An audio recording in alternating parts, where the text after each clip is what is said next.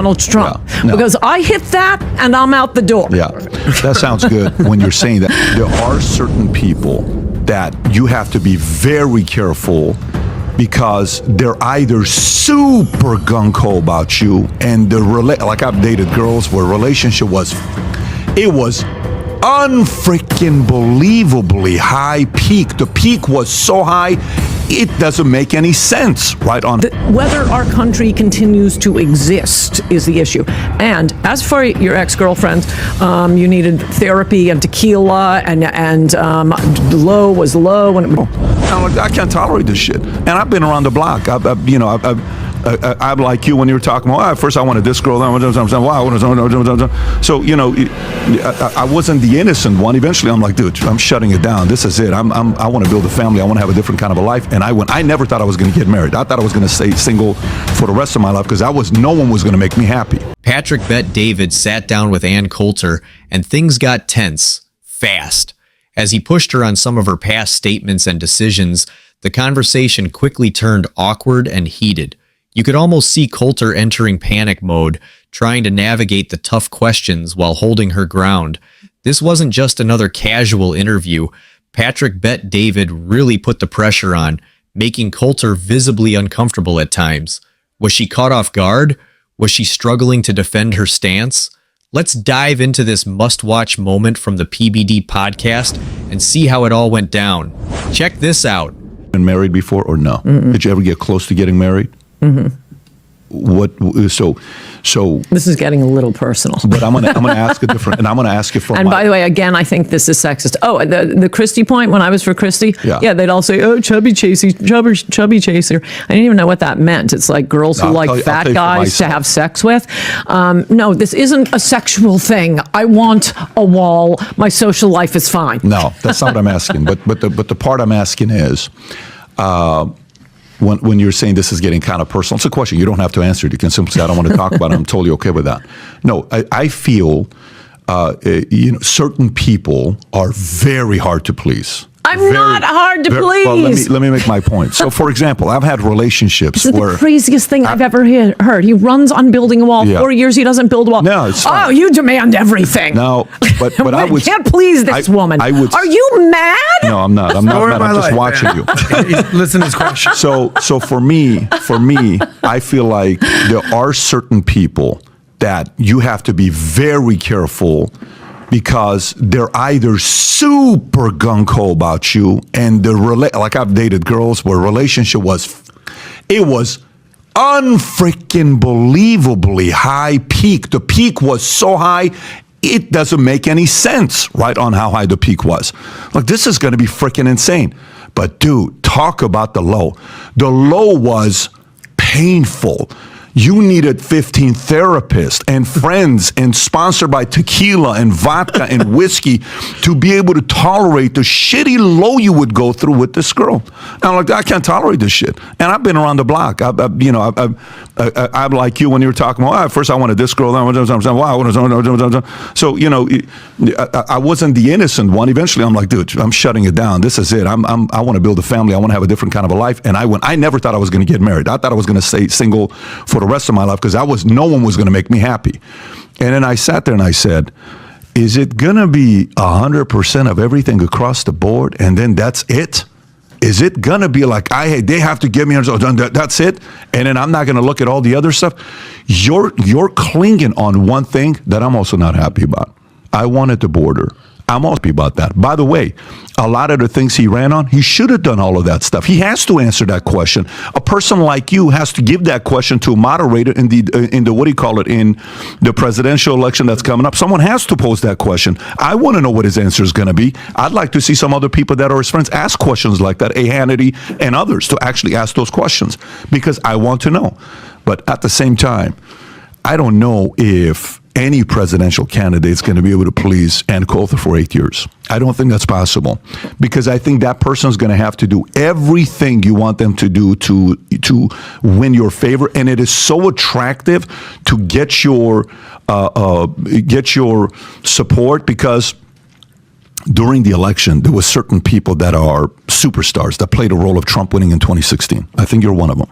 I think Kellyanne Conway was one of them. She didn't support him until 2 months before the election. She was Cruz. But I thought she played her role in those 2 months. I think she crushed it when she was. She didn't show up and defend him for Access Hollywood. Anne did. I understand. Again, I'm not putting you guys against each other on who's more than the other one. Your method of going out there and going after the enemy, you're fearless. You scare the crap out of the enemy. You're not a person that people sit there and like. You make people on the other side shake. Yep. Okay, so you played a role. She played a role. Other people played a role. Okay, but then we come to now. You're clinging on one thing, okay? It's more than one thing. Then unpack it if you're saying it's more than one thing. If you're saying it's more than just a border, what else Okay, a couple things. The reason I mentioned Kellyanne isn't, don't pull this, Seinfeld, catfight, isn't to say, no, I was for Trump a few weeks after he announced. And what I have noticed. You were the first to make it clear. Everybody knows that. And did you guys know this guy in 2015? Because I want confirmation on this point. Adam, you did. Okay, yeah. You're going to answer this. Oh, Tom did, yeah. A lot of us who supported, every single person I know who supported Trump in 2015, and everyone hated us for it, but a lot of my friends did. I mean, after LA, you see what the problem is before a lot of the rest of the country. I don't know one person who supported Donald Trump in 2015 who supports him now, who isn't betrayed. The people who support him now are the Johnny-come-latelys who absolutely opposed him. They were for Cruz, they were for Rubio, they didn't care about anything that Trump was running on, and then, oh, screw it, he's the nominee, let's see if we can get tax cuts out of him. They think it's magic that he won because they never understood why he won, because they never understand, and it's not just one issue, it's whether our country continues to exist is the issue. And as for your ex-girlfriend, you needed therapy and tequila, and low was low, and it would go on and on. Now I understand why you're sarcasm. Now I know understand why you're willing to put up with Donald Trump, because I hit that and I'm out the door. Yeah, that sounds good when you're saying that. It's a good one-liner on what you're saying, but you still sound bitter and frustrated. Look what happened with a guy named Trevor Bauer. That is just an insult. It is. You're not getting me. This is like being called a racist all day. No, it's not. I'm not. That's not an argument. I keep making arguments, and you keep saying you sound bitter. You got to come up with something other than you sound bitter. Well, you do, though. You do. So, do you know what happened with Trevor Bauer? Do you know this guy named Trevor Bauer? Okay. So, Tom, did you see what happened with Trevor Bauer yesterday? With the Wait a second. If you're finding this breakdown interesting and want to see more content like this, don't forget to hit the like button and subscribe. Your support really helps me bring more discussions like this to the channel. Let's get back to the video. Get an answer. Did he support Trump in 2015? Well, 2015, not 2016. Whether it's him, I will say this. You said something actually very shocking that we should address. You're saying you don't know one person who supported Trump in 2015, 2016 that is still with him today. I'm in my circle, yeah. That's a whole different circle. Yeah. How big is your circle? What difference does it make? What are you going to say? Anne has a big circle. It's not a small circle. She's got contacts from everywhere. Nobody's denying that. We know who Anne Coulter is. Okay, so let's say it's a couple hundred. Let's say it's a couple thousand. Let's say it's 10,000. Okay, even publicly, I can't think of anyone. I know so many people that were with him in 2016 that are unanimously still with him today. And don't believe me. 2015. Don't believe me. I said 2015. 15, 16, what's the difference? It's a huge difference. What do you mean? We supported him for the issues and what he was saying. You guys wanted Jeb. I'm saying you would have been perfectly happy with Jeb. I'm saying the people and he governed like that Jeb. voted for him. No, that's not what I... Do you understand what I said? There's a reason that I'm saying 2015 and not 2016. Obviously, people who supported him in 2016... Who else would it be? The people who voted him against him in 2016? No, what you're asking about is in 2015 when he declared, and we still had Cruz, Jeb, Rubio, and the cast of thousands. All of them. Right? And some of them hadn't even fully declared yet, right? The gold through rush 2015. Happened. Fox 100% against him. Murdoch against him. Wall Street Journal against him. Did you support him when he declared in 2015 and where you had this slate? And to your point about name recognition, everybody thought that Jeb was going to roll. And at Thanksgiving... 40 million, they won. Yep. At Thanksgiving 2015, all the money in the PACs was behind Jeb. Pledge, not donated, but pledge. He had it all. So you're saying, were you behind Trump 2015? I'll say I wasn't. I was beginning of 16, soon as I saw him picking people off, soon as I saw what he was able to do, that cat's is going to keep picking these people off.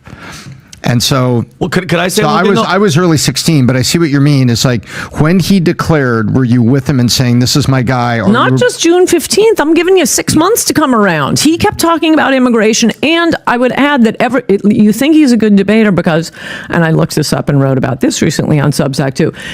It's easy to forget because he did kind of change the whole campaign, sort of changed the landscape. Republicans are afraid to say some of the stuff they used to say.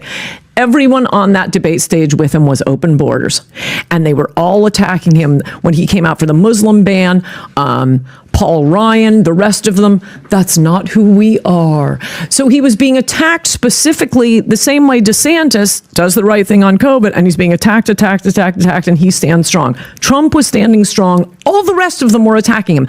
That's the 215 landscape for you. Those of you who didn't support him in 2015 don't give a crap about immigration. You want a tax cut. So congratulations, you got your tax cuts. But those of us who supported him for the issues he ran on that set him apart from every other candidate say he failed. You're talking about the early adopters. Well, because 6 months you have. Well, and take somebody like me because I'm the average Joe, military veteran, family, legal immigrants, brother and sister, military veterans as well. I could honestly have cared less about Trump. You're fired, all that. I could never care less. The personality when he was on stage, when he started going at people, then I started becoming more attracted because I'm like, okay, he's funny, he's witty. I'm a comedian myself. But then I think once seeing what they did with the collusion, the Russia, and that he risked, and I got into it with Steve Schmidt big time, where I was like, because he's just Lincoln Project, it's all BS. I go, this guy sacrificed everything, wittingly or not wittingly, pulled back the curtain and let us all see what they were doing. So it's like almost like we want him, and again, I'm saying for us because these are the people that you guys were talking about.